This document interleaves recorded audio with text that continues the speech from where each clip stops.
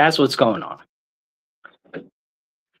Hey, everybody out there that's listening online, you're tuned into The Divide. Make sure you hit the like, share, comment button. Share it in your ear. We're having the conversations that you need to hear. So the more that you hit share, the more that you get the message out there, and the more that people can hear the important conversations. So drop some comments below, drop an American flag or a smiley face, just say, hey. All right, we're going to get back into the show real quick and make sure that you tell everyone you know.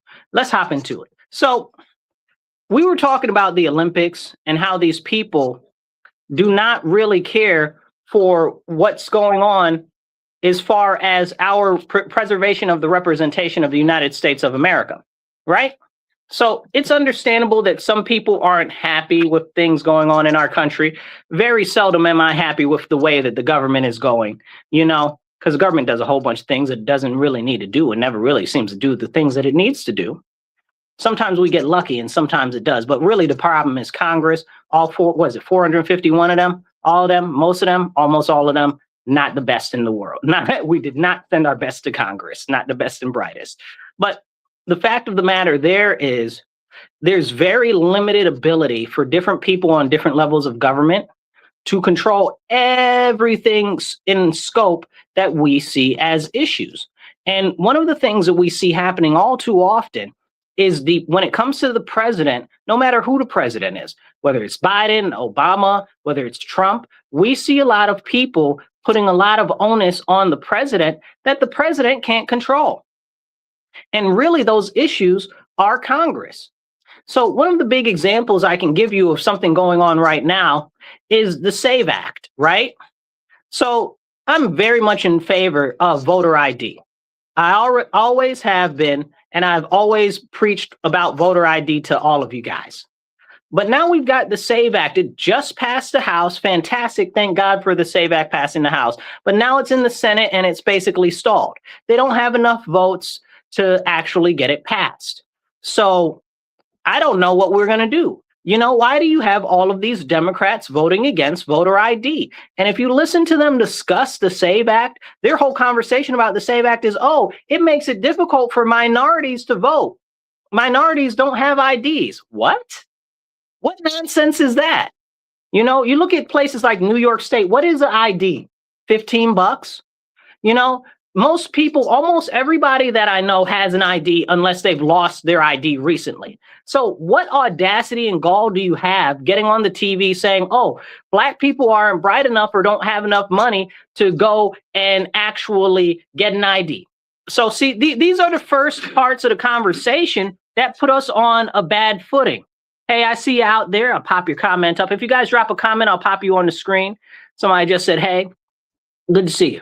So here's what we've got going on. They're telling us as black people and as other groups of minority, but they single out black people and they say that, it's going to make it more difficult for black people to vote. Every black person I know has an ID.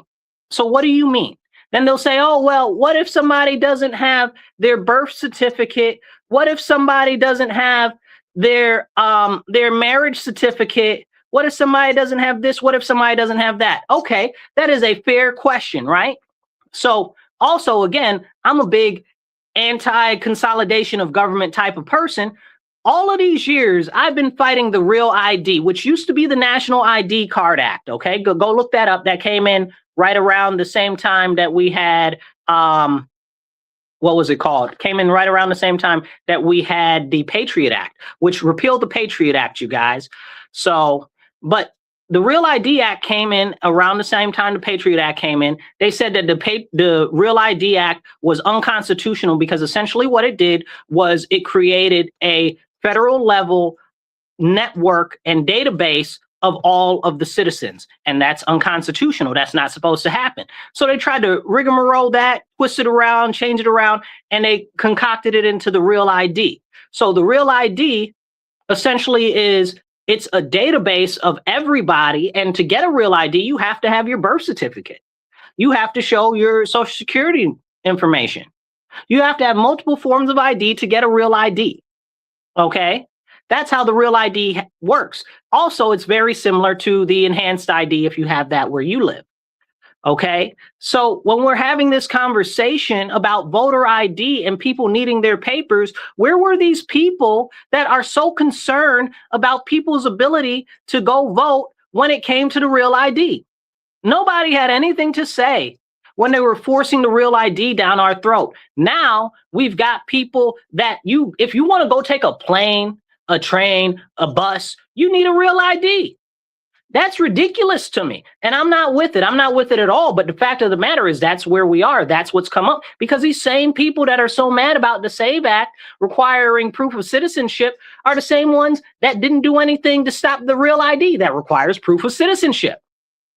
Why can't we have these real conversations? Like, don't play in my face. You know, these people are taking a piss and telling us it's raining. Oh, they care so much about people's ability to vote because some people can't prove that they're a citizen. You can't prove that you're a citizen? That's a problem. I think we got more issues than just voter ID if people can't prove that they're citizens. You know, this is a very serious problem. And they'll say, oh, well, what about the women? Well, the women can't possibly get out to vote because they've got married and now their last name is different than what it was on their birth certificate. What are they playing at with pushing these types of faulty narratives? And don't get it twisted. There are issues with the SAVE Act. I believe that it is one step to federalization of elections. Okay. And I'm not very fond of that. So we need to very much so be cognizant of that. But let's point this out. If that being a real issue that it is, the push for federalization of the elections, that's not come out of one Democrat's mouth. That's not one issue that any of them have talked about. And I've been very concerned about that for some time. But we can't talk about that. But they'd like to tell you that, oh, women can't prove that they're citizens. What? And then they'll tell you something crazy like, oh, well, the women are no longer going to be able to vote because this is the Republicans pushing headship. Are you serious? So if you guys aren't familiar, real quick, hit the like button, hit the share button, drop a comment. Everything helps kick the algorithm to get it out to more people. And be part of the conversation. We'll pop your statement up on screen, even if it's just a hi or a thumbs up. So let's talk about headship for 2 seconds, right? When we're talking about the voter ID. Okay, headship is the concept that the man is the head of the household, right? And when they cultivate that narrative, they're trying to say, oh, well, the man will be the only one that has the ability to vote. The woman will no longer be able to vote. That's not true. That's not true. Nowhere is that in this legislation. That's not in the legislation. There's nothing taking away women's ability to get out there and go vote, even if they have a husband. That's not a thing. But this is what they keep and continue to try to push. Like, women are these weak, foo-foo people that are not some of the strongest members of our society, you know? Like, is that not, if that's the case, maybe there shouldn't be any women in Congress. Oh, what? But wait, how did women get in Congress and be married at the same time? Well, they must have had their husband must have been supportive of the whole situation, right? Like, there are women in Congress that are married. There are women in Congress that have been pregnant during their stint in Congress. Like, are we serious here? Like, what are we talking about? Oh, well, they're going to make it headship so only men that are the head of household can vote. Okay, so, well, okay, I hear you. But that also means that the women that are head of household, okay, like single women or women that are the head of their household with child or whatever the case is, that don't have a husband, that means that they'll still be able to vote, right? Okay, so let's get back to the married women not being able to vote. What is the likelihood of that happening? Under what circumstances would this bill do that? No, it wouldn't. It wouldn't. The SAVE Act doesn't have anything in there at all. This goes back to the ridiculous argument that the Democrats are pushing out there, saying that women that get married do not have access to their appropriate documents. And that's ludicrous. Now, let's consider the fact that there are 36 different states right now that have voter ID. 36, you guys. You might not live in one. You might live in a deep blue state like I do in New York State, where we don't have voter ID. Anybody can walk in off the street and say that they're Joe Bob and they can vote for Joe Bob. And this is a serious problem. And they'll say, oh, well, there's no large scale fraud. Okay, that's fine. There's no large scale fraud. That's perfectly fine. I don't want any fraud in my elections. I barely want a mistake in my elections due to a typo or a computer glitch. Okay, when we have these conversations, we have to have them in a way which is a comprehensive, cohesive conversation. But they don't want to do that. And they try to manipulate and warp the mind of the populace. I was having a conversation with somebody that's a highly intelligent individual yesterday. And they're like, oh, the SAVE Act is going to make it more hard for minorities to vote and for women to vote. No, it is not. Now, are there some issues that might make it a little more difficult for people to get out and vote? Hey, Amaret, I see you there. Are there? No, you're not the only one on here. There's lots of people here. You guys drop some comments, drop some thumbs up, make some hearts or whatever the case is. So as we talk about this conversation, when we say, oh, well, women and voting, stop trying to sell me on the thought that women are incompetent beings. Women are some of the most competent individuals that you can meet. You understand what I'm saying? Especially when it comes to record keeping and certain types of document housing and stuff like that. That's why traditionally the woman kept the records for the household when it comes to finance.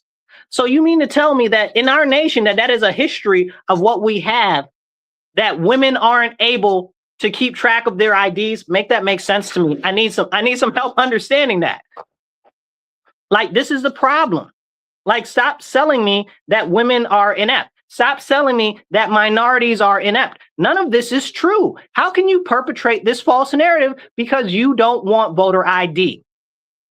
Why don't you want voter ID? Again, 36 states have it. Now let's look and analyze what happens in those 36 states.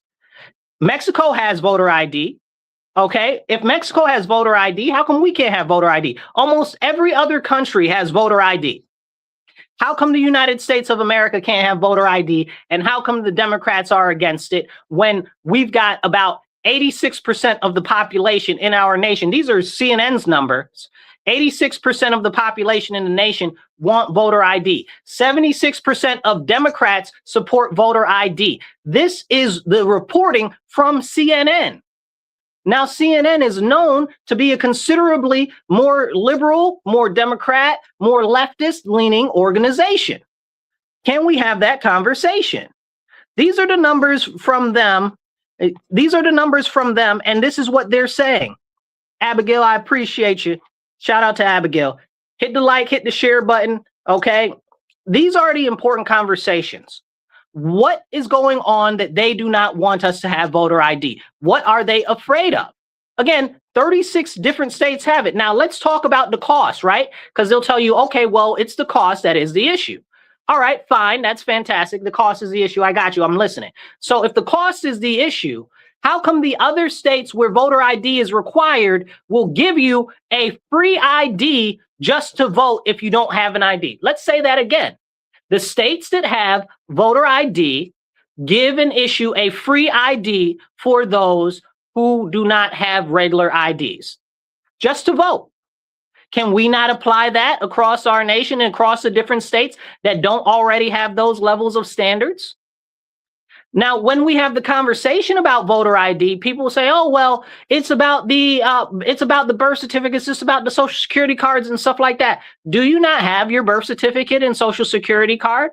Okay, you can go online very quickly. Vital statistics you can get your birth certificate overnighted in 48 hours. You'll get it in 48 hours from when you submit it. That's your birth certificate from anywhere in the United States of America, even Hawaii, which is why I never understood why it took so long to get Barack Obama's birth certificate. That never made any sense to me. Most powerful man in the world. I never understood it. Never made sense. But you Tom, Jane, Abigail can go online and get your birth certificate within 48 hours. Okay, 72 hours, depending on where you live across the country, because sometimes you're further away. If you are on Hawaii, I'm gonna be under the impression it's gonna take you a little bit longer than 48 hours because Hawaii is far away from Maine. That'd probably take you a couple more. But the fact of the matter is, when we're having these conversations, we need to be looking at the concern of the people in our country, right? This is the problem. Far too often, we get people in office that virtue signal, that push these different narratives, that push these different focuses, which are not the same as the population. And this is the same whether it's Democrat or Republican, okay? Right now, we're in a fight for voter ID, but most of the people want voter ID. All of the Democrats are voting against it. Why are they voting against it? When we're talking about people voting against stuff, can we talk about the things that they're trying to push in Virginia right now that they've got the legislature turned and they've got a Democrat governor there?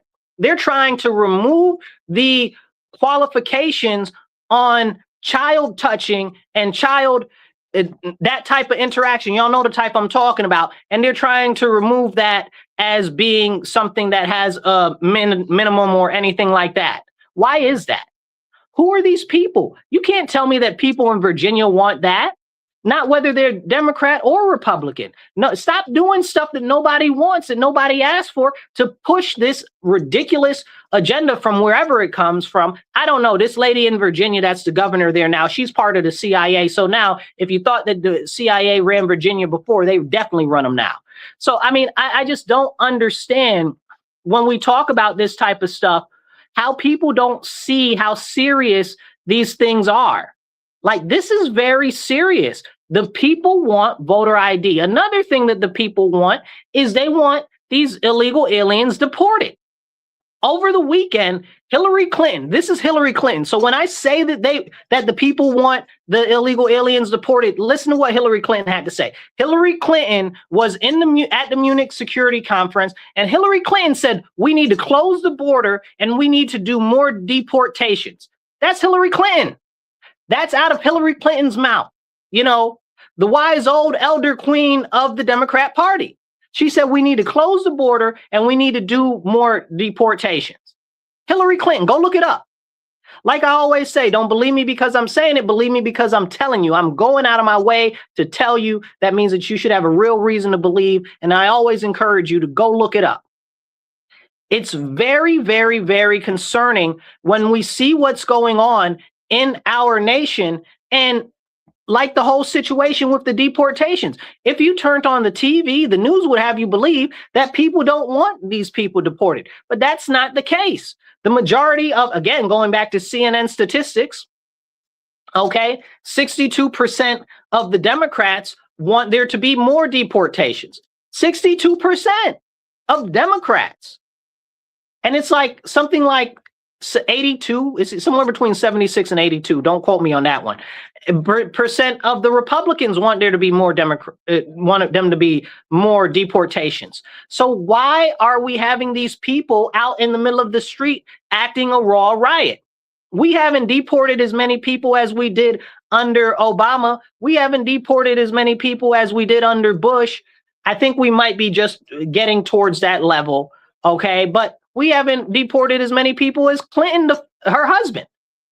But this is what's going on. Why can't we have these conversations? We need to be having the conversations that are important to our citizens, because it's very clear that our elected officials do not care. Our elected officials are not prioritizing our best interests, the things that we want done, and they're more than happy to push their own agendas. Whether that's for some money to go into their back pockets or their cousins' pockets, whether it's some corporate donor, whether it's international or foreign interests, they continue to act against the will of the people. And we have to ask ourselves, well, why is that? And that gets back to the reason why we need small government. The federal government has continued to sap away the power from the people. The state government has continued to sap away the power from the people. And I live in New York State, so every other week I see the state assembly and state senate putting forth some type of law to take more rights, liberties, and freedoms away from our people. I see our governor, Kathy, now she's talking about, oh, well, you can't have 50 cal munitions because those might be able to stop vehicles. 50 caliber munitions might be able to stop vehicles. In the history of the state of New York, how has that been an issue? Show it to me on paper. Show it to me in numbers. Show it to me in the warped statistics that you always try to present to us. People having 50 caliber weapons has never been an issue in New York State. Are we serious? And then we look at the people that are using guns for malicious activity and activity that would be considered unwarranted or illegal. And most of those firearms are not even legal in New York State. Not legal in New York State. So what are we doing? Clearly, we are pushing in the wrong legislation, the wrong laws, because what the government wants to do is empower itself and disempower you. And this is the continued pattern for as long as government has been government. This is why the founders and the people that pushed to create our nation wanted it to be a small government. This is why there was such a big back and forth between the Articles of the Confederation and putting in place the Constitution, because the Articles of Confederation were not substantive to actually do what we needed to do. But the Articles of Confederation actually allowed each state to have more freedom and more liberties. But now we have the Constitution, and I'd encourage you guys at some point, go look up the Articles of Confederation, go look up the earlier versions of the Constitution and stuff like that, so that were put forth before we actually finish it out. There was a lot of stuff in the Constitution that would have been good. Do you know that originally in the Constitution, that the slaves were going to be free, but that ended up getting taken out? You know, so there's different gives and takes throughout history when it comes to legislation.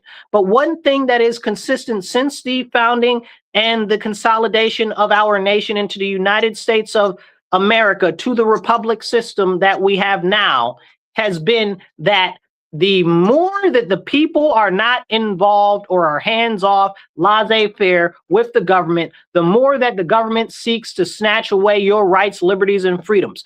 We started off not having any taxes. They used to have bonds and stuff like that, where you would raise the bonds and then you'd end up paying them back to the people with interest. We don't have bonds anymore. Okay, well, we do. You know, we got some municipal bonds, some federal bonds and stuff like that. But they're taxing us now. They're taxing us now. They're taxing us 40, 50%. You know, I figured honest taxation, by the time you get all said and done with it with your paycheck, you're probably paying somewhere between 54 and 62%, depending on what state you're living in. Because you go out, you buy gas, gas is taxed. You go out, you buy food, food is taxed. You go out, you buy clothes, clothes are taxed. You go out, you buy water, the water is taxed. You know, tax this, tax that, tax. And they're feeing and licensing you out of the wazoo. There's a fee and a licensing thing for everything now. They're just penny pinching, nitpicking, cutting corners around your coins and taking every little bit that they can from you. They don't want you to have a whole case dollar. And this brings us into the next conversation about why they got rid of the penny. Okay, since the penny has gone up, gone away, I'm using air quotes if you're listening to me on the radio.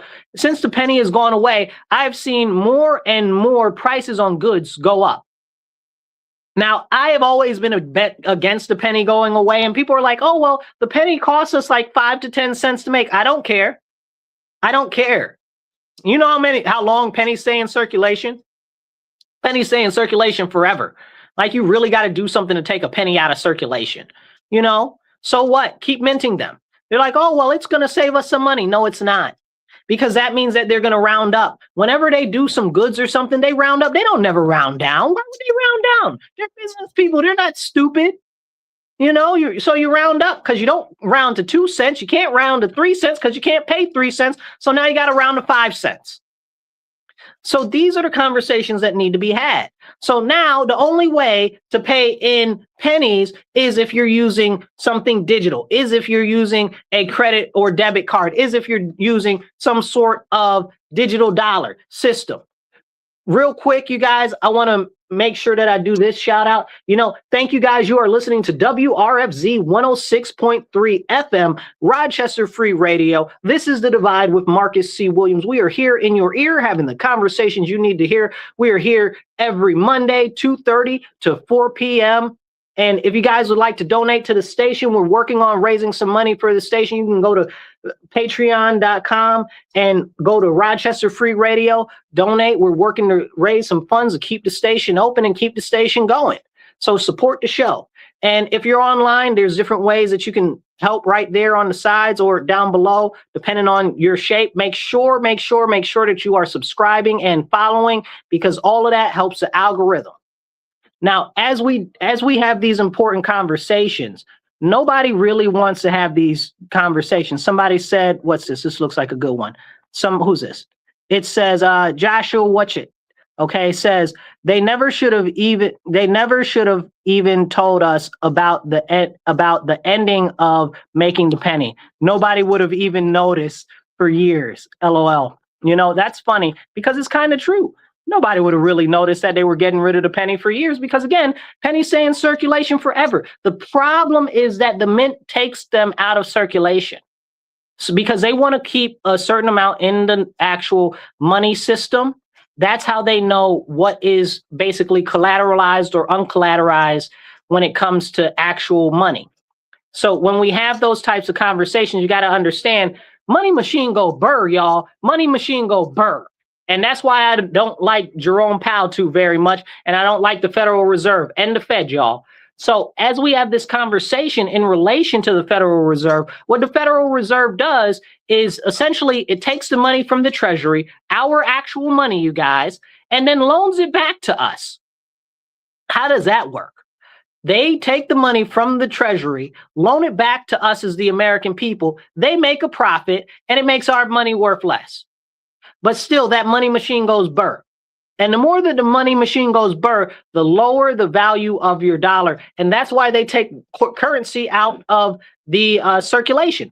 Now, we have a very big issue with currency internationally because we've got a lot of U.S. currency that's used across the world. So even when we try to take money out of the money supply here, we've still got a lot of those dollars and bills that are unaccounted for, that are overseas or in some drug guy's manor somewhere in some Cayman Island.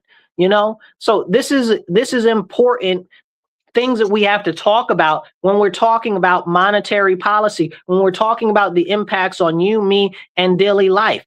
So we need to have this type of discourse. And one of the big issues is now that the penny is gone, little by little, you'll start to see more and more things go up in price. And then what's next? We get rid of the dime. We get rid of the nickel. What comes next? We get rid of the quarter. This is all a march to digital currency, okay? People are like, oh, well, Bitcoin is awesome. Bitcoin is the best. Ethereum is the best. Ethereum is great. What do you call them?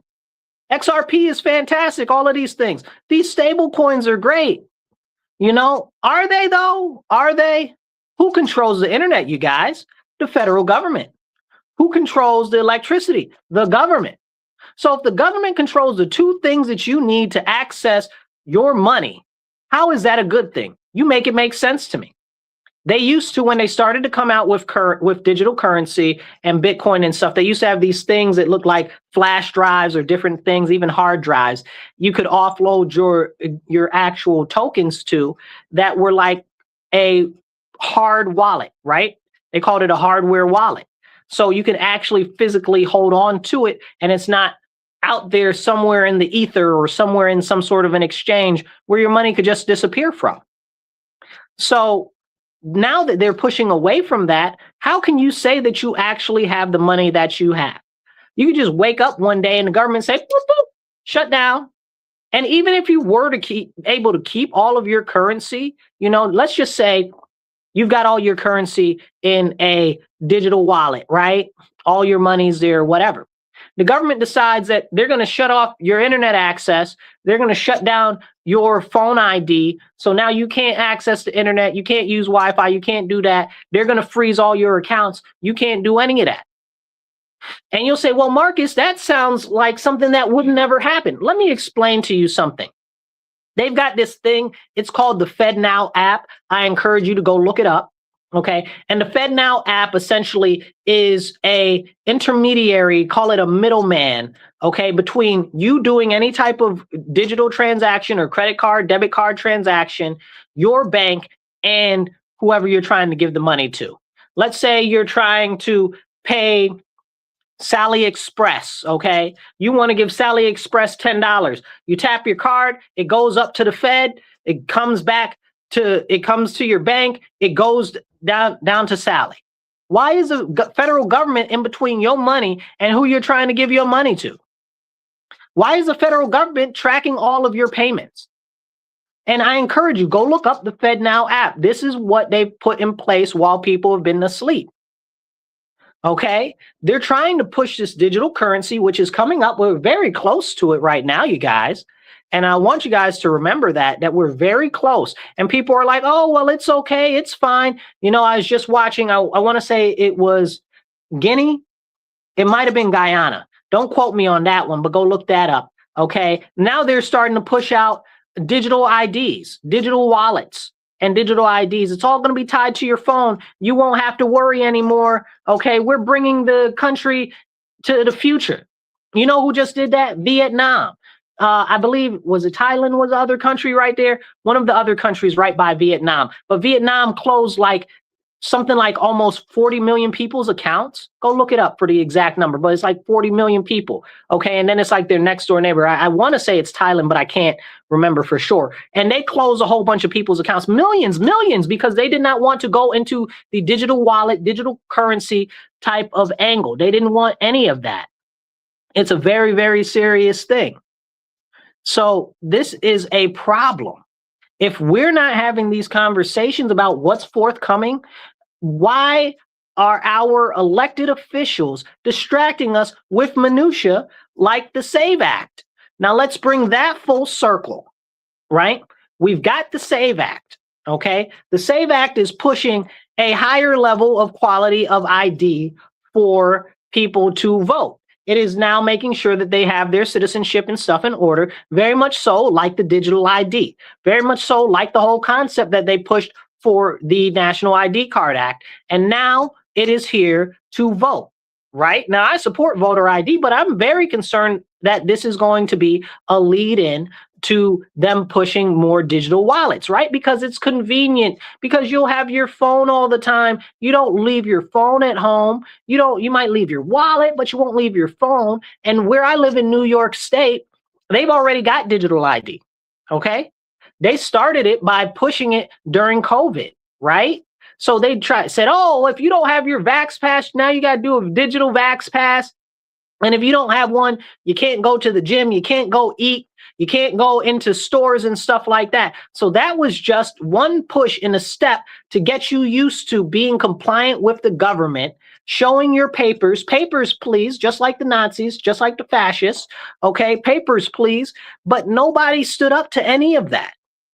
The Democrats, the same people right now who are giving you holy heaven, okay, not holy heaven, you know the other place, but they're giving you all types of problems about the SAVE Act and the ID were the same ones that pushed all of this nonsense during COVID. They pushed digital Vax passes during COVID, and none of them said anything. They were calling in on their neighbors to report during Thanksgiving that their neighbor had more than 2 people at their house for Thanksgiving. And now these are the people that are telling us what should be done and what shouldn't be done about voter ID. How dare they? The audacity, the caucasity of the whole situation, mostly because it's white liberals, okay? More specifically than just white liberals, mostly white liberal women.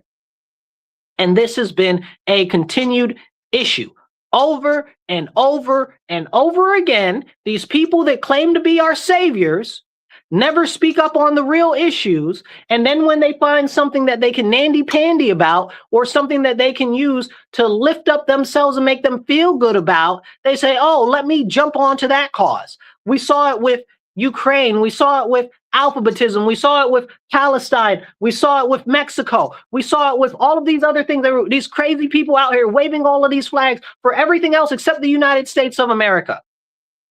Their priority is everybody else except the United States of America. I watched a video yesterday. It was this guy was doing interviews, and he interviewed these young ladies, and he said, okay, what's the best country in the world? And they said, oh, well, it's Mexico. Now, these people are in America, and they said, oh, Mexico is the best country in the world. So the guy asked them, he said, well, why are you in America if that's the best country? They said, oh, well, America has better opportunities and this and that and the third and da-da-da-da-da-da-da. But you just said Mexico was the best country, so why aren't you there? And they're like, well, I don't know. You know, and this is the problem, because we got so many people that hate on our nation so hard, okay? And that is the problem. You're hating our country, but you're in our country. Please go. Please go. Nobody's holding you hostage here. And for all of the foreigners that came here that don't like it here, please go. All of the foreigners that are here that want to recreate us in some other foreign image, whether it's the foreign Islam or whether it's the Communist Manifesto or whether it's whatever, please go. If you don't like the way our country is so bad, go. If you don't like our traditions and our history so bad, go. Stop trying to change our nation into the image of something else that is not representative of our nation. And this is what we see happen far too often. We get all of these people that are like, oh, well, I don't like America or whatever, going back to the people at the Winter Olympics. Oh, well, I'm not happy with what's going on in America. No, shut your mouth. If you don't like America, leave. Otherwise, shut your mouth, okay? Because as much as I can't stand the government, I love my country, okay? Call me Captain America. Hey, call me General America, okay? Call me the President of the United States of America. But the fact of the matter is I love my country. And while I don't like my government, it doesn't mean that I think that everybody should be going around bad-mouthing my country. There's a lot of things that I don't like in going on here. It doesn't mean that I don't like my country. It means that I don't like the various things. I'm not going to go around badmouth my country. Well, I don't like the way that the dollar is depreciated so much. I don't like that inflation over the last couple of decades has, as far as I'm concerned, in my lifetime, skyrocketed. You know, a pack of gum used to be 25 cents. And somebody told me the pack of gum used to be 5 cents. I'm not that old. I don't remember that. I remember 25 cents, and then it was 35 cents, and then it was 50 cents. I don't even know how much a pack of 5 sticks of gum is. Do they even sell that anymore? Like, is that even a thing? How much is it now? $1, you guys? Like, these are the problems. So I don't like that. That's an issue for me, but I'm not going to be like, I don't like America because this is an issue here in our country. What? That's crazy.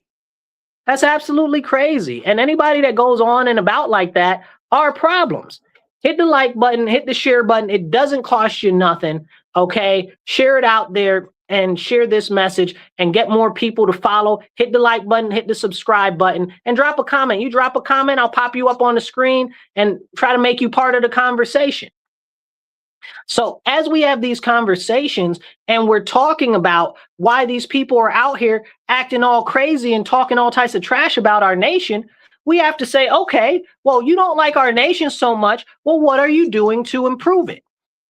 Just talking trash about our country. You're not helping. You're hurting. Why are you trying to hurt our country? You know, like you live here. Like you're trying to make it bad for all of us, make it worse. Why would you do that? What benefit is it to you? Oh, well, I got to speak my mind freely and stick one to the U.S. Really? Everybody in the U.S.? Did we do something to you? I don't know you from a can of paint. Okay, why are you picking at my country? Go pick at China. Okay, China's over there murdering Christians. China's over there using sexual assault as a tool of subjugation. Like, are you serious? Like, go speak out about that. Like, these are things that we know. They're murdering and raping Christians in Nigeria and in Northern Africa. Can we talk about that? Like, what are you comparing? Where is the contrast, right? Like, you don't like what's going on in our country. Okay, fair. But there is real deal stuff going on in other countries. Like, what's going on here is a pittance to what's happening in other nations. So why can't we talk about that? Why don't you want to talk about that? You don't want to talk about that because you don't even have a clue about geopolitics. These people don't know what's going on in Mexico. They don't know what's going on in Canada. More or less, do they know what's going on in the middle of Botswana or somewhere else? They can't tell you about what's going on in China other than what they've seen on the internet. Oh, they've got high-speed rail. That's all they know about China. Oh, look at the mega cities that they have. It's so nice. Not knowing that the majority of China's population is extremely rural, and many have to eat bugs just to survive. Can we talk about that? No, you don't want to talk about that. You just want to harsh on America. Now, if they got up there and started talking trash about other countries, I wouldn't be feeling some type of way, you know? But you talking trash about our country, our nation. Don't do that. If we got an issue internally in our house, let's keep it inside our house. Okay, let's do that. Don't take it outside for everybody else. You know, and that's the big issue that we have right now. These crazy people are the ones that are the loudest. So they're getting the most popularity and circulation, both by the left and by the right, because they're out here acting crazy.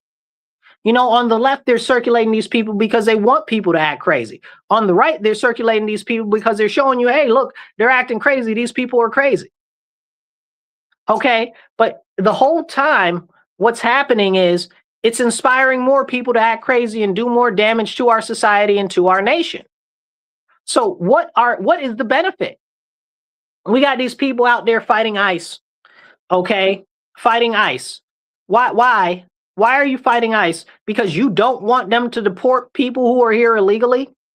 But more than that they don't want them to deport people that are sex offenders or child molesters, okay, or human traffickers.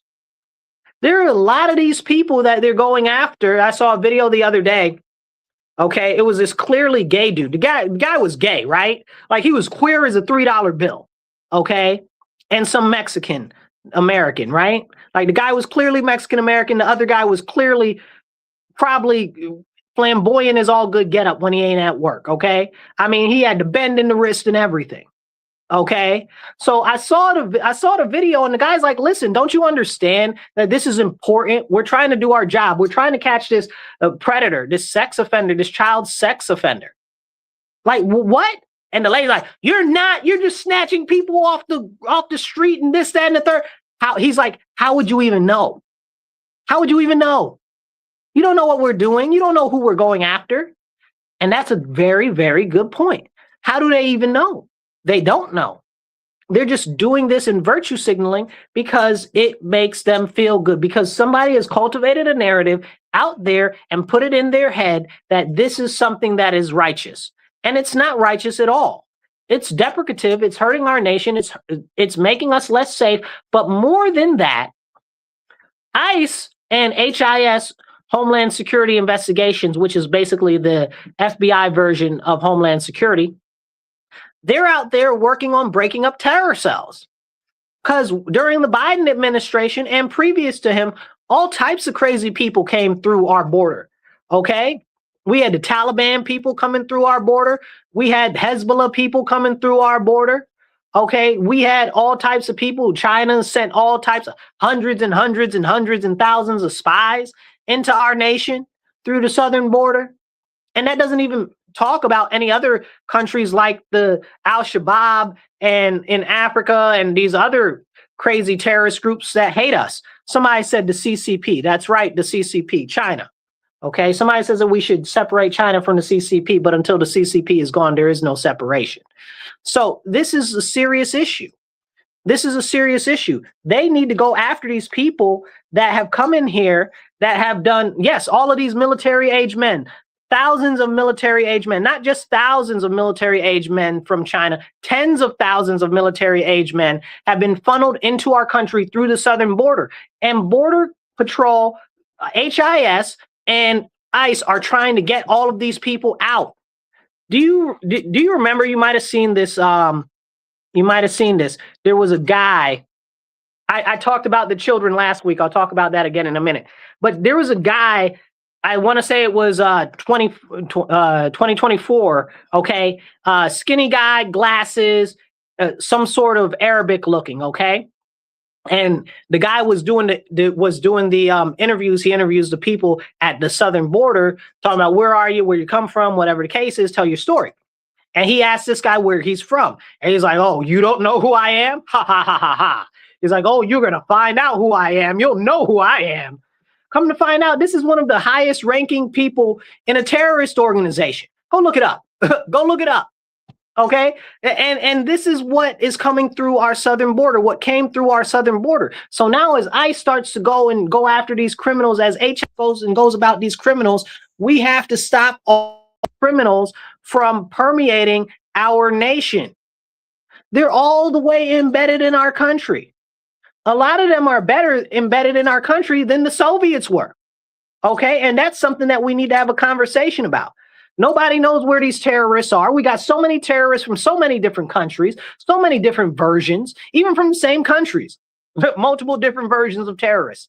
And then you got people that just have a vendetta against the United States. You know, I'm not mad. I mean, if somebody blew up my grandma who was in a wheelchair and my dog that only had 3 legs, I probably wouldn't stop until I got revenge on them. You know what I'm saying? Like, that's some serious stuff. So I'm just saying that there are real people that are really mad against our country, and a lot of them are inside our country trying to subvert our nation from inside. And one of the groups that are going after them are the Department of Homeland Security. But they're trying to stop the Department of Homeland Security from doing everything that they need to help preserve our nation. Now, the crazy thing is we've got these crazy people on the left, okay, that are actually out there trying to stop them from doing their job. And they're like, oh, well, they're just rounding up random people. They're not. These are people with deportation orders. These are people that have already been convicted of other more serious crimes inside the United States. And let me be very honest, if you guys are just tuning in for the first time, I'm a deport all of them type of a person. Deport all of them, deport them harder. If you ask me, the Department of Homeland Security, they're not deporting enough of them. They're not deporting them fast enough. They're not deporting them hard enough. Okay, I want it harder, faster, stronger. I want all of that. All of that. I want them gone. Like, you're not playing in my face. And when we talk about the illegal immigration, let's take 2 seconds and look at it from a different angle, not just the angle of the really serious criminals, right? So hit the like button, hit subscribe, hit the share button. It don't cost you nothing. Drop a comment, be part of the conversation. All of that helps the algorithm get it out to more people. Let's talk about the illegal aliens here that are not necessarily the criminals, okay? Let's talk about that. Look at where we are right now with our economy, right? We have the president right now who is actually trying to do something, and the president himself can't do very much. We talked about how presidents themselves can't really do very much. They can only do what their office allows them to do, right? Because they're only the commander-in-chief of the armed forces, and they're the head executive of the executive branch, so the heads of the different departments. So they can do some deregulation, they can do some international trade stuff, and they can do some military stuff. But aside from that, all of the other big stuff needs to go through Congress. So Congress is the big issue on most of these issues.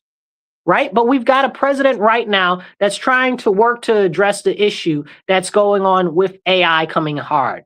That's going on with China trying to make it more difficult for us to produce our own goods at home. China's got a monopoly on rare earth minerals. President Trump is trying to address that with the critical minerals surplus that he's trying to build. He's trying to address the wealth of our nation and our children with the Trump accounts for the babies, $1,000 credited to an investment account for the children. Okay, for each children that's born between last year and I want to say it's 2028. Don't count me on that last one on the close of that year, but double check that.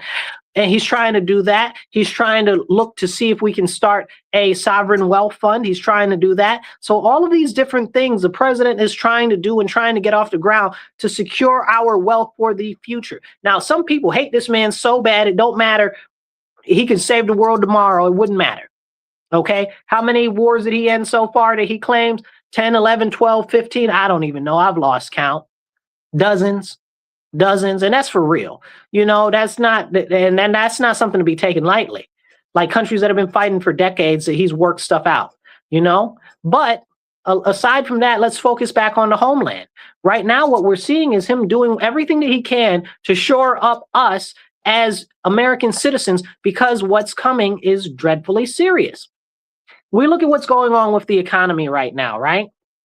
We've got more and more investment. I think we're up to $17 trillion of foreign investment coming in, pouring into our nation. A lot of money, a lot of money, more than ever before. And that's fantastic. Building more manufacturing hubs, building more of the different power plants, building more of the different data centers and stuff like that. I figure data centers will go away in a few years anyway, because everything will be micro size so far down that you won't really need data centers on that scale. But in the meantime, you'll need them to build it up. But those will go flop eventually. But the fact of the matter is, right now, we're preparing for massive automation. A lot of these companies and stuff like that, Tesla says that the Tesla bots are going to be out by the end of this year. Okay, and they're 30,000 a pop. I think he said 35,000. And that's good, because that's less than it costs somebody to pay a salary for an average entry-level employee. And the robots can do most of their jobs pretty well. Okay, they got full opposable thumbs and all of that, and they can move and they can walk, and they're humanoid and stuff like that. And that's not just Tesla. There's about a dozen other fully autonomous AI companies that are out there, some better than others. Not a big fan of Atlas. Atlas is actually a Hyundai company. I didn't even realize that. So that's kind of interesting. They're from Boston Dynamics. They do a lot of those things that you've seen on the internet for years. And now they're doing they do the dogs too. And it's all largely military applications for them. But as the technology that they do slims down, I'm sure that they'll be releasing a commercial and a residential version too, just like Tesla is doing. And those aren't the only two companies. There's about 4 or 5 other ones like IO and a couple of other ones. So, and they're very far advanced in this thing. So these machines will be doing everything. I was watching CES the other day, the Consumer Electronics Show. They've got these ones that are supposed to be doing nursing care and stuff like that. They're all the nurse jobs. So us not having these important conversations is doing our nation a disservice. So what's coming up is a massive push to automation. And if we have a massive push to automation, it's going to happen like that, okay, like a snap. It's not going to take a long time. It's going to take a couple months to a year or two for a lot of jobs to go swoop, gone. So we're going to need different things like social services, temporary assistance, and other programs like that that are considered entitlement programs to offset the job losses. Okay, well, I know a lot of people are against those types of programs and stuff like that for one reason or another. But the fact of the matter is if you lose 10 million people in the workforce in like less than a year, you're going to need to give them 10 million people some type of situation to stave themselves off so that they don't end up in the most austere of conditions, so they don't act a crazy fool, because when people get really desperate, they do really crazy things. 10 million really desperate people is a lot of people. That's a problem. That's a serious problem. So, and that's just me being lowballing, right? I know it'll be more than 10 million people. The estimate right now is about 30 million people. And I still think that that might be a little bit low. Jobs just taken in the next 5 years by AI and machinery. So can we have that conversation? What happens when that happens? And these Democrats and the left are like, oh, well, they're here to pick cotton and pick apples and pick cherries and all types of. No, they're not. No, they're not. Most of the people that came in this country are not here to do any of those type of jobs. Stop playing with me. Stop pissing in my face and telling me it's raining, And this is what's going on. They're trying to tell you and convince you that something that is happening is not happening, something that's not happening is happening. Okay? So now, if you look at the jobs that they're saying that these people have, all of these farming jobs. Do you guys follow agriculture at all? Have you seen these new machines that they've been putting out over the last couple of years? You don't need no people for no farms. You need like 2-3 people for a farm now. Okay? And as the technology grows and grows and grows, two things are going to happen to farms. One, smaller farmers are going to continue to be pushed out as we see massive, large corporations and massive multi-billionaires buying up all the farmland. They're going to continue to be pushed out. So they're not going to need a job. They're not going to have a job. And all of these people with all these money, the corporation and the billionaires, can just buy machines. So you explain to me where those so-called field workers that you got are going to work at. But then you look at the other jobs and the other positions that they have of all of these people that came into the country. Most of them aren't highly skilled. Most of them barely speak the language. What jobs are they going to get? Basic menial tasks that basically anybody could be taught. Okay, manufacturing jobs, simple manufacturing. Okay, food plants, stuff like that. McDonald's, what do you call it? Taco Bell, places like that where the tasks are repetitive and very simple and very easy. So now you're going to have the people, our citizens that need jobs. Especially if you look at the educational system right now, a lot of people that have graduated with various degrees can't even get degrees in their field. It used to be something like 86% of people who get a degree never get a job in that field. I bet you it's like 99% now, something crazy like that, because it was 86 back when I was little. So I have no clue what it is now, but I'm sure it's skyrocketed. And this is a serious issue. So if you're competing with illegal aliens for basic entry-level jobs, and then all of those jobs go away because of machines, now you're going to have to compete with them for social services. Okay? And that's a conversation that nobody's out here trying to have.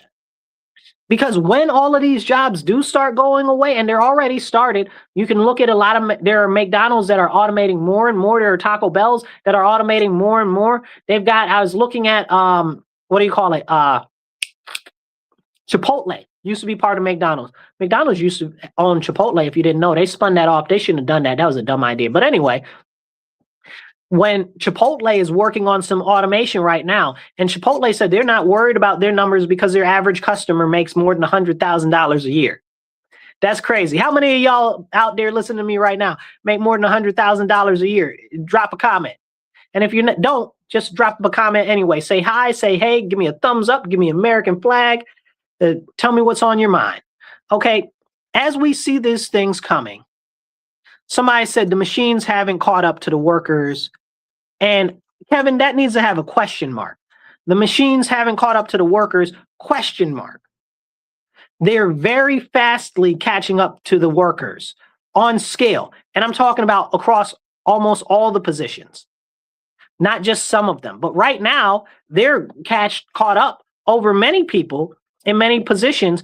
The thing is that it's just not cost effective quite yet, but that is coming too. And that's what I'm talking about. As the prices get driven down for these machines and for automation, those jobs are going to go away faster, faster, faster, faster, faster. Gone, poof. So fast that you won't know what happened. There's a thing, it's called, what is it? Is it Moore's Law? Moore's Law, where the computing size, it gets bigger, it gets faster, and it gets bigger as far as compute goes, and smaller as far as the size that's needed in some sort of a thing that's supposed to be like incremental. But our advancement of technology has gone so far that we've now surpassed Moore's Law. You understand what I'm saying? So we're making these things and we're advancing so fast that it's beyond what you could even fathom. And when stuff that you can't fathom starts to come in to being affordable, that's when we really start to see a difference. You know, somebody was explaining to me the other day, they said, you know, if you were born right around the Civil War, you could have seen the Civil War, seen the first radio, seen the first man in flight, and seen the first moon landing and first color TV in your lifetime. And I had to sit with that for a second. And that really made me go like, wow, Such a short amount of time, less than 100 years, so much accomplishment happened. And when we as America think of things like that, we're like, oh, that was ages ago. No, flight is like 2 generations ago, as we know it now, Wright brothers.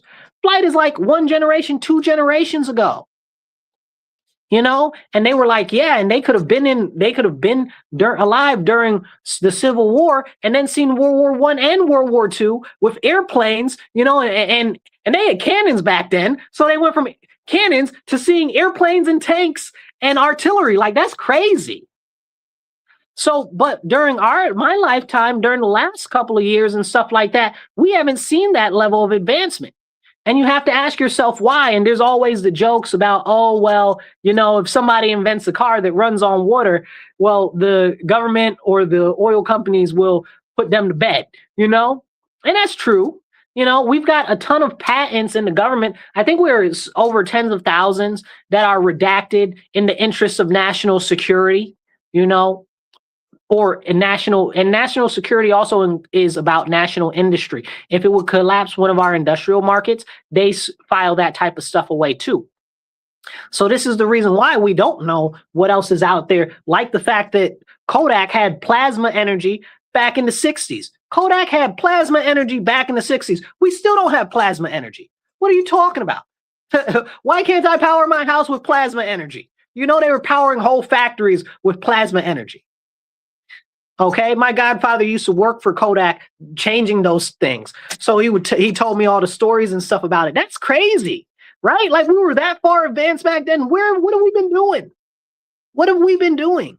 What have they done to us? What did they do to us? Like that meme online. So it's a real serious conversation that's not being had. We got another comment. This comment's long, man. What's going on here? Somebody, America for about his growth, and I don't know. They said a lot. I'm not able to read all of that. The screen's too small. Sorry about that. Pop up some smaller comments, and I'll try to break up what you're saying and pop it up there, because it's too big for me to read in one chunk. So anyway, as we have this conversation about what's the future is going to bring, this is why we have to get rid of the illegal aliens. This is why we have to scale back on the people that we're importing in through the visa system. That's important too. It's not just the illegal aliens. It's the ones that are here on the visa system, specifically like OB1 visas, H1B visas, and the rest of those. Okay, there's like 5 or 6 other ones. Okay, we need to slim back the number of people that we're bringing in here. I just saw an article about the U of R. Now, I live in Rochester. The U of R is one of the most prestigious colleges outside of being Ivy League, right? And that's for real. But they just said that, the U of R is having a serious decline in revenue and in enrollment because Trump's scaled back some of the visas. So now they're having a hard time meeting enrollment and meeting their budgetary requirements. Well, why is your school cost so much? Our U of R costs way too much for college. Way too much. I live here. Costs way too much. I guess they say that they give us discounts if we live here, but it still costs way too much, But the fact that they're relying on foreigners to come here, go to school, and then go back home is insane. Why are we letting all of these foreigners come here, get educated, and then leave? Who's stupid? I don't even know what you call that, right? Like, they call it a brain drain when smart people from one country move and go to another country. What is it called when you train the people to be smart and then they go back to their own country? That's not serving us as a country, So we've got that as an issue for these educational visas. We've got the H1B visas where they're supposed to be doing highly technical jobs and they're not. That's its whole own issue. But let's just say that they were.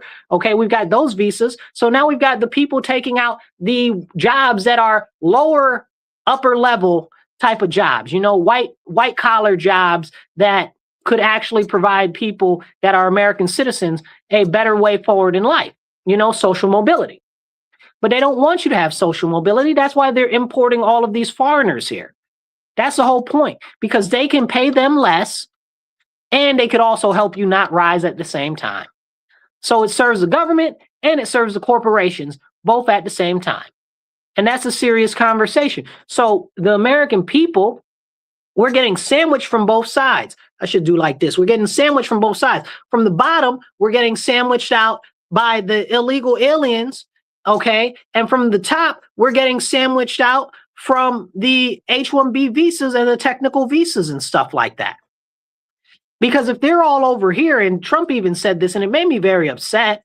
He was like, "Oh, we need to let in more foreigners because we need them for our labor force because our people can't do the jobs." Well, why can't our people do the jobs, Trump? That sounds like something that you need to address. That sounds like a you problem. These foreigners don't sound like a me problem. My problem is that you need to work on what's going on in our country and how we're doing stuff so our people can actually get these jobs, not bring foreigners over here, because once they come over here, a lot of them won't want to go. These aren't the people that are coming over here to go to school. 86% of the people that get a bachelor's degree that are foreign go back to their home country. Let me say that again.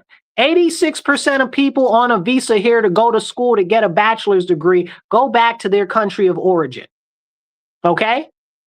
But the people that we're bringing over here on H-1B visas don't want to leave. Now, those are two different conversations, but also I'm using that to highlight the point that these people don't want to leave because now they're able to send money back to their countries and their family and have a better quality of life than they would in their own country. Why would they want to leave? I wouldn't want to leave. Why are we allowing that and creating a situation where they wouldn't? You know, see, this is a concept and the type of long-term planning that is not happening. That is not going on. I was watching this, I think it was it not the Department of Energy, the Department of Labor. It was the Department of Labor. I was watching the Department of Labor. They said that they need, I think something like 100,000 welders and what was the other thing? Electricians. They need 100,000 welders and electricians in the next 5 years. 100,000 welders and electricians in the next 5 years? Y'all better hop on that. I need to see all of the welding and electric programs going on. Where are all of those? Those need to be coming out of the woodwork. Department of Labor. Okay, where is all of that? SBA, where is all of that? Okay. And speaking of the SBA, they just passed a new rule where they won't give any SBA loans or grants or stuff to companies that have foreign people on their board or were part of a foreign company in the last 6 months or anything like that. And I said, woohoo, about time. That should have already been a thing. I don't know why it wasn't a thing. They make you fill that information out when you apply for the SBA, but why wouldn't that be a thing? Why are you giving our stuff to foreigners? What are you doing? And then people in America, you might have often heard people in America decry that all of these foreigners come over here and they get more benefits and options to succeed than the American people. And it's true. It's a very, very, very true statement. But people don't talk about it. So when you hear somebody, all they're doing is saying, oh, well, you know, these poor foreigners, these poor illegal aliens, you know, why? What? Poor them, poor us. Look at our veterans out on the street. Look at the people with mental health issues out on the street. Don't have a proper amount of care. Okay, look at all the people that are struggling for food, the housing insecure, the food insecure people. Look at all the people that are working under, what do you call them? Jobs that are under their capacity, right? Like there are a lot of people that are underemployed, right? There's people that have got master's degrees working at Starbucks, crying at Starbucks, talking about they want to unionize because they're not getting paid enough. But you got a master's degree, you ain't got no business working at Starbucks. What are you crying about? See, and that is the problem with the school system, the way that it has happened. They've done all of these things and all of these jobs and stuff like that, and people can't even get jobs. People can't get jobs for the degrees that they got. So a lot of people are underemployed. Why aren't we addressing these issues? Why is there no program to address those that are underemployed and get them into different fields? You know, we can get the data, we can get the information. Why aren't we seeking those people out? I don't know, just a thought and a solution. We should do that. SBA, okay, Department of Labor, if you're listening, okay, White House, whoever's listening, you know, tag some people. But this is important. This is very, very important. Because what we're seeing right now, and I'm going to tie it all back together, what we're seeing now is the limitation of the freedom of mobility of people, not just socially, but economically, as well as physically in many cases. In New York State, we just started a new law where they make it more difficult for you to, or I should say, they make it more simple for them to take your ID away. So, I mean, not your ID, but your driver's license, and suspend your driver's license. That just started today. So what are we really doing? These are the conversations we need to have. If you live in a blue state or a major metropolitan area, especially in a blue state, you might see that they're starting to peel back lanes. A 4-lane highway or a 4-lane throughway might have been cut down to 2 lanes. They might be putting all these crazy roundabouts in your area. If you live in the New York City itself proper, you've got congestion pricing to keep you out of certain neighborhoods. So all of this is limitation of freedom of mobility. They're trying to box us into certain little areas and essentially make open air prisons where they can control every aspect of our life. And I've laid that out for you on this episode today. We've talked about all of the things that are impending that are all coming to a head all at one time. And at the end of the day, what we're going to see is 15-minute cities. And I encourage you guys to go look those up. Okay? Because it's too much what's going on all at one time. So when people say, oh, it's the Democrats, oh, it's the Republicans. No, it's all of them. What they say is 2 wings, 1 bird. And while I got some time left, I want to talk about the Republican Party today. Now, I am a dyed-in-the-wool Republican, as Frederick Douglass said, and I would never want to be anything but a member of the Party of Freedom. Now, let me tell you about the Republican Party, but let's start with the Democrat Party. Over the weekend, and we started talking about this in the beginning of the show, we saw Hillary Clinton out in Munich, at the Munich Security Conference, talking about border security needs to be tightened up. We need to close the borders. We need to deport illegal aliens, and we need to do it more and stuff like that. They also had AOC out there, talking. I don't even know what she was talking about. She wasn't talking very much at all. That was part of the problem. They were asking her questions, and she was all gaff in the mouth. Come here, God. Well, this and this and that and that and the third and the. She didn't even say anything. It was terrible, horrible look. You know what I'm saying? These are just objective analyses. I got more thoughts because I'm not a big fan, but this is just an objective analysis. It looked very bad. Then they got Gavin Newsom over there. And if y'all guys ever watch Gavin Newsom do a press conference or anything like that, this man, Gavin Newsom, is something else. Gavin Newsom is a consummate politician. I mean, my guy has more aura points. He's got more savoir-faire. He's got more charisma than a dozen other people combined. But he can't talk about nothing for nothing. And I think he's smart on the low. Right? I think Gavin Newsom is smart on the low. I just believe that based on what he was talking about over there, he couldn't carry a note, couldn't carry a tune, because they're empty. The Democrat Party is empty. Then we had Chris Cuomo on the internet over the weekend decrying, oh, the left is taking over the party and they're causing a fraction in the party. The far left and the socialists and the Marxists and the communists are all taking over the Democrat Party and they need to get out. That's what Chris Cuomo said. If y'all know, I'm not a fan of any of the Cuomos. And that's what Chris Cuomo said. So we got Hillary Clinton saying, be tough on the border. We got Chris Cuomo talking about the leftists and the socialists are taking over the party and we got to get rid of them. And the Democrat Party is falling to pieces. And if this SAVE Act gets passed, I guarantee you some of these districts that the Democrats have won in, they're going to lose.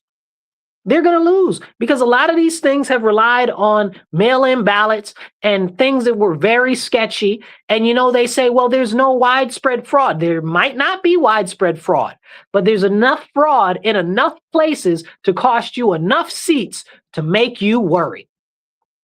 And that's what's going on with the Democrat Party right now. They're freaking out. They're falling to pieces. We got a guy right here where I live in Rochester. His name's Bill Moyle. Bill Moyle, however you say his last name, you know? I can't stand his policies, right? His policies are terrible. He supports all of that alphabet nonsense, trans nonsense, Palestine nonsense, all of that. But he's always treated me pretty fair. Okay. So shout out to you, Bill. You've always treated me fair. You've always been very respectable to me. I appreciate that. Okay. Shout out to you. Hats off to you. Okay. But the fact of the matter is this man has supported every leftist cause possible. Every leftist, if you name it, the pink pussycat hats, okay, if you name it, Bill has supported it. And they cut him out at the knees. He was supposed to run for town supervisor again this year, and they replaced him with somebody younger and more Jewish, I guess. And I'm laughing if you guys can't hear me on the radio. But I'm surprised, right? But the fact of the matter is the guy that they're putting against him, somebody's like, oh, the other guy is a little more conservative than him. I don't think so. I don't think he is. I think he's more left. Okay. I think he's more left. But there are concerns inside the Democrat Party that the party itself has gone too left. Like I said, like Cuomo the Lesser said, you know, like it's a problem. It's a problem. And what we're seeing now is we're seeing, like the sinking ship that the Democrat platform and the Democrat Party is, we're seeing the rats escape the ship and try to jump on to the Republican bandwagon and try to be like, oh, well, we're Republicans now. No, you're not. Stay where you are or be independent. You are not Republican. You don't got a conservative bone in your body. I do not want you here. Okay, you do not need to be here. You ain't got no business over here. And anybody that's a real Republican or a real conservative needs to be calling out these new people coming over here. I call them the light right, L-I-T-E, the light right. That's what these Democrats that are coming over to the Republican Party are, okay? They might have like a 40, 50% little bit, teeny bit of conservatism at the max of them. But really what it is they see that the Democrat Party is sinking and they're trying to do what they can to uplift themselves. So they'll come over to the Republican Party. They're no better than the carpetbaggers of the old age. So they're the new age carpetbaggers, the light right. And this is the problem because real Republicans, real conservatives are not standing up to these clowns. And they're running for office. They're running for seats, even in deep Republican territories. There's this lady down in North Carolina. Her name is Kathy Barr, rather. Okay. And she is a open, devout a Democrat. And she's running on the Republican primary.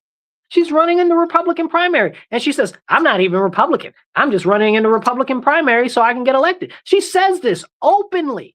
This is a problem, you guys. This is a serious, serious, serious problem. We need to pay attention to what's going on with these leftists coming in to the Republican Party. And what's happening is these people are not the rhinos traditionally that you would see, right? Like the rhinos grew in and around the Republican Party. The light right, L-I-T-E, okay, the light right are people that used to be Democrats. They so-called converted, okay, or re-registered as Republican, and they're not Republican. They're not Republican. But they're out here talking about they are, just so that they can convince Republicans to vote for them. Because they think that you're stupid. They think that you don't care about values. They think that you don't care about conservatism. They think that you won't stand on values and morals and that you'll vote for them even if they don't stand for what you want. That's what they think of Republicans. They think you're dumb. The light right thinks that you're dumb. Don't fall for it. They need to be run out of wherever they are, okay? And this includes Monroe County where I live, okay? All of these light right people, all they are is Democrat saboteurs trying to take power in the Republican Party the same way that the socialists and the communists took power in the Democrat Party, okay? The light, I'm going to say that again. You can clip this. This is important.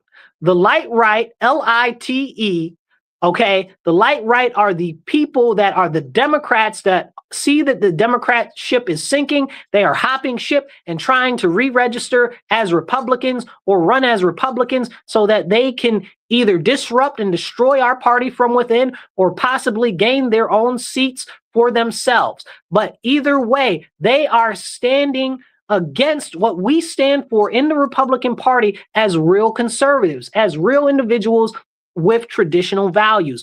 And we've got to see what's being done, and we've got to stand up, because if we don't stand up now in the Republican Party, it'll be completely lost. And we've got people that are mad in the Republican Party that have, we got more 30-year grudges than we got 30-year-olds in the party right now. Let's be honest. And this is a serious issue. Okay? But because of these rhinos, because of these establishment people in power, nobody sees these right clowns coming in to our party, pushing this social liberal agenda. Okay, because that's largely where they consolidate around. And if you listen to what they're saying, if you listen with your ears, you can hear the leftism drip off of their mouths. Okay, we need to stand up as Republicans against this nonsense, and we need to push them out of our party. But they're the new shiny thing, so people want to get all in line with them, and they want to stand by their side and be like, look, these new people are Republicans. Why would you want the enemy inside your own camp? That's what I got for you if you're on the radio. Thank you guys for tuning into The Divide. You are listening to WRFZ 106.3 Rochester Free Radio. Please go on Patreon and support the station. If you guys are online, okay, you can support the show by going over to either of the side over there. We got PayPal, Cash App, Venmo. Please donate, support the show. Or if you're vertical, look at it down there. That's how you can see it. And whatever you can do helps us put more money towards the show, helps us get more airtime, and have the important conversations that you need to hear in your ear. Because these are important conversations. What we see going on with the Republican Party, if the Republican Party falls and collapses, where do we have to go as conservatives? Where do we go as traditionalists? There are no other parties. That means the enemy will have completely taken over both major parties. What are we going to go to the Libertarian Party? We're going to go to the Conservative Party, the Working Families Party. Maybe we could win a county ledge race with one of those things. You can't win anything of any real merit. We need to stand up, and we need to stand up now. We need to be pushing and ostracizing these these so-called right people completely out of our party. We need to be blocking them at every portion and every possibility. And then we got people out here endorsing them. And they're clearly on the left, but they're calling themselves Republicans. And I'll give you an example, and I'll get ready to leave on this one. I want to give a shout out to the Conservative Party of Onondaga County here in New York State and Cayuga County. Bruce Blakeman is running for the Republican Party nomination right now, okay? So he's running, but they said that they won't actually nominate him, even though he won the conservative nomination. But they said that they won't nominate him because he's not pro-life. And that's important. You know, they're standing on business. So shout out to y'all for standing on business. Now, this has been a continued issue with the Republican Party, going a little left, and a little more left. So a couple years ago, they took pro-life out of the stance of the national platform. That was a problem and a mistake. The same year they did that, they had this unrepentant harlot, Amber Rose, get out there on the GOP stage at our national convention and talk about all of this and all of that, which was empty. She talked about empty nothings. Okay. I guess she said that Trump's not that bad. She did her own research. Didn't nobody need to platform her at the GOP national convention like she is something that we should look up to and stuff like that? The only reason why Amber Rose was ever popular or got known at all was because she was a harlot, sleeping around with basketball stars and football stars and dancing with her booty shaking in rap videos and stuff like that. That's how she got famous. Like, can we have that conversation? And you got her at the GOP convention. What message are you sending? That's what we support now. And she's unrepentant. She's an unrepentant harlot. And that's the problem. Not that she is or was a harlot, that she's unrepentant about it. That's the problem. And then we had Harmet Dillon get up there. I believe she's a U.S. Attorney General, Deputy Attorney General or something now. One of those. Anyway, she got up there at the convention and she was like, to the one true God, Guru Swamarami or Wagyu Guru or whatever it is. No disrespect. I just don't know what it is because I'm not a sheik. Okay. Wagyu Guru or something like that. It doesn't matter. But I'm like, who is that for? Right? And I respect the sheiks a lot. Okay. I like their religion a lot. I like their culture. Okay. They are very humble people that are very honorable people. And they are some of the fiercest, bestest fighters in the whole world. So shout out to y'all. Okay. But the fact that she did that, knowing that our demographic is largely Christian, conservative, and is in part Jewish, like, why would you do that? Why would you do that at all? Right? And I don't want my comments blowing up about the Jews. Let's not do that today. Okay. So, but why would you say that? You know that that is antithetical to Christian beliefs. And if the majority of our party is Christian, why would you say that? Why would anybody think that that is a good idea? To what? Curry favor with the sheiks? That was a big deal to them. Yes, maybe a little bit. I'm sure because they feel like their religion is getting platformed. But to be honest, there aren't a lot of them to give us any votes to put our message forward. So why would you do that? That hurt more than it helped.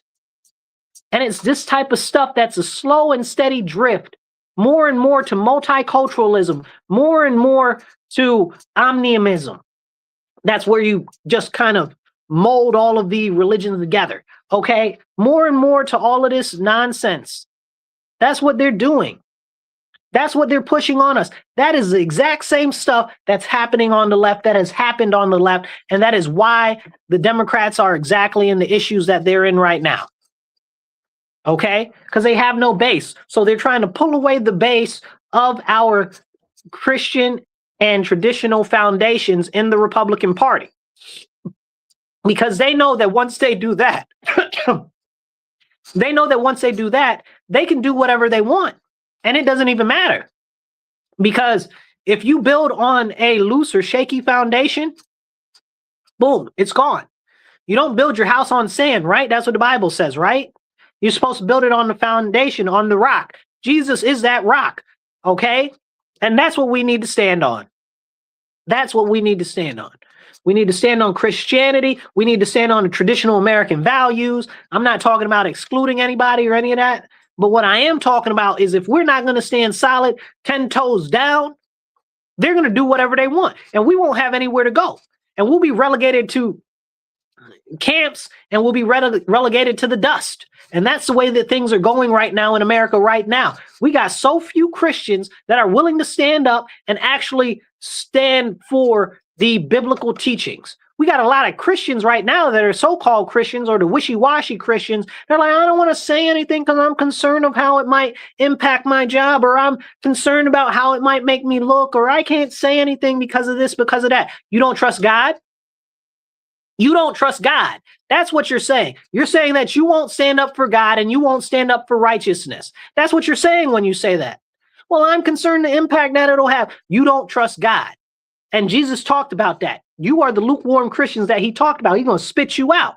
Then we got the other fake Christians, okay, the absolute fake Christians that are out here talking about all this alphabetism and all of this other nonsense, transgenderism and all of the other isms, okay, socialism, Marxism, all the rest of it, okay?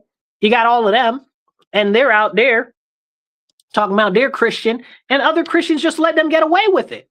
Those are heretics, if you put it nicely, right? Really, they're antichrists.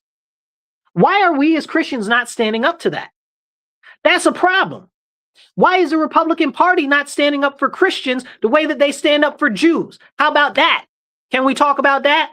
Why can the Democrat Party fight all the fights for the Muslims, but nobody is fighting for the Christians? There was this lady, she was Miss California like some years ago. She's on the panel for freedom of religion or something like that. And she was doing a committee hearing or something like that. And they didn't like her response, saying that she is a Catholic, so she does not support Zionism. But that has been the history of the Catholic Church. The Catholic Church has never supported Zionism. So now you're saying you're going to remove her because she's out here standing up for actual Christians. She's up here standing out for actual scripture. You're going to remove her? Another slight against Christians. And where are the Christians? Where is the outrage? Where is the Catholic Church? Okay? Where is the Protestant Church? Okay? Have we as Christians got so caught up in Zionism that we have forgotten the scriptures and the teachings of Jesus? I don't know. I don't get it. I don't get it. Like, we as Christians are losing everything because we're too busy sniffing after everybody else except ourselves.